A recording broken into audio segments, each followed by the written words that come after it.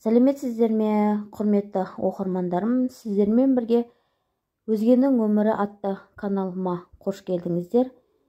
Менің каналымнан әсерлі болған оқиғалардан тұратын әңгімелерді тыңдай аласыздар.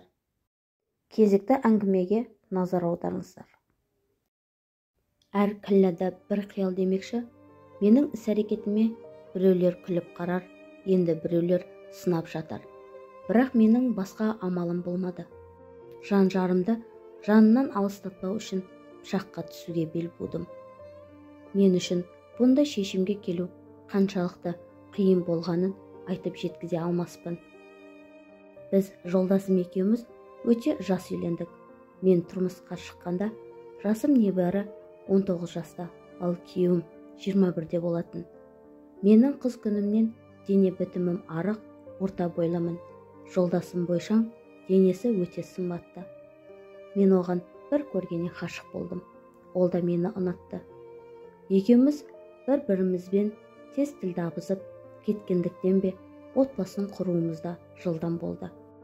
Уыздай жас кезде махаббаттың, сезімнің қандай күшті болатыны көпшілікке мәлім ғой. Отбасын құрғаннан кейін сананы тұрмыс билеп, басымыздан біраз қиындықтар да өтті. Бірақ отбасылық өмірдегі барлық қиын-қыстау кезеңдерді тізіп жазып, оқырманды мезі қылғым келмейді. Ең бастысы, біз жолдасымыз екеуміз сол қиындықтардан өттік. Талай рет намысыма тиген сөздерді де, тіпті таяқты да көрдім. Бірақ мен махаббатым үшін, отбасым үшін күрестім.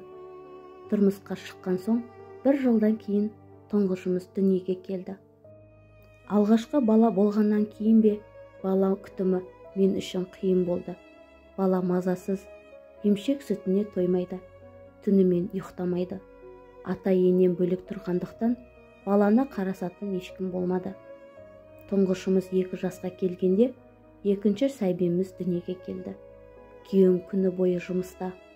Ол кешке келгенде, тамағы даяр тұрсын деп, күні бойы 2 баланы аңыратып қойып, тамақ жасаймын, үй жинаймын. Жолдасым жұмыстан шаршап келеді ғой деп, балаларды оның көзінше жылатпауға, мазасын алмауға тырысамын. Ең маңыздысы, ол мені түсінді. Кейде мені аяп, түнде балалар жыласа, тұрып көмектесетін.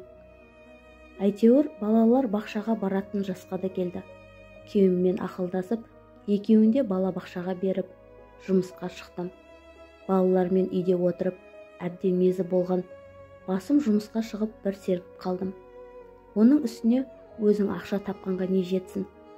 Жоғарғы білім алып үлгермесем де, таныстарымыздың арқасында фармацевтикалық компанияға менеджер болып жұмысқа тұрдым. Жалақысы да жаман емес. Өзім жұмысқа әбден орнығып алғаннан кейін ауылдан мектеп бітірген сіңілімді алдырдым. Ол қалаға келіп, колледжге оқуға түсті. Біздің үйде тұрып, балаларымды қарасатын болды. Көптен бері жолдасым екеуміз бірге киноға да, қонаққа да баруға балалардан шыға алмайтынбыз. Сіңілім келгеннен кейін, екеуміз кешке емін-еркін қалаған жерімізге баратын болдық. Бірде жолдасымның әріптестерімен жиналып көкке шықтық. Сонда байқағаным, олардың ұжымында небір әдемі қыздар жұмыс істейді екен. Бәрінің дене бітімі сымбатты, аяқтары ұзын, белдері жіп-жіңішке, бөкселері мен омыраулары үлкен. Әлгілерді өзімнен салыстырып, біртүрлі қысылып қалдым. Өйткені мен бала туғаннан кейін омырым мүлде тартылып қалды. Тіпті жоқ болып кетті десем де болады. Өзім ап-арықпын. Көрген адамдардың бірі, мына түрің не, тамақ ішпейсің бе, құр сүлдерің қалыпты ғой деп, аяушылық танытып жатады. Мен өзімнің дене бітімінен қатты ұялатынмын. Күйеуім менің фигурамдағы кемшіліктерді бетіме баспаса да, мен оның сұлу қыздарға телміріп қарайтынын талай рет байқадым. Сол көкке шыққан күні біздің қарсы алдымызда отырған қыздың жартылай ашық көкірегіне күйеуімнің тесіле қарағаны жаныма қатты батты. Осыдан кейін қайтсем де, омырауымды үлкейтем деген ой менің басымнан кетпей қойды. Жатсам тұрсам соны ойлаймын. Ғаламторда сан мәрте ақтардым. Ақыры маған мамопластикадан басқа ештеңе көмектеспейтініне көзім әбден жетті. Іштей өзімді өзім қайрап, 1 жыл пластикалық ота жасауға ақша жинадым. Сонымен қоса спортзалға барып жаттықтым. Бұлшық еттерім босанғаннан кейін әбден босап қалған ғой.